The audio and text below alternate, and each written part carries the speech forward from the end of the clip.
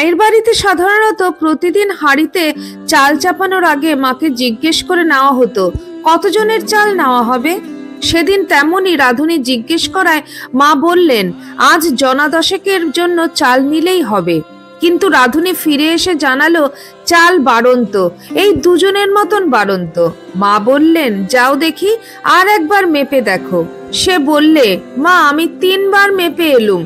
মা হেসে বললেন যাও আর একবার মেপে দেখো।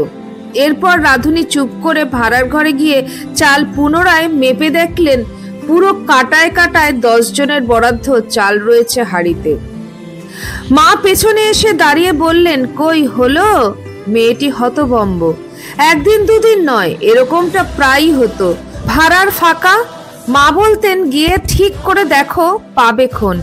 আশ্চর্য, ফিরে গিয়ে সত্যি ওই দিনের মতন মশলা শাকসবজি সব পাওয়া যেত।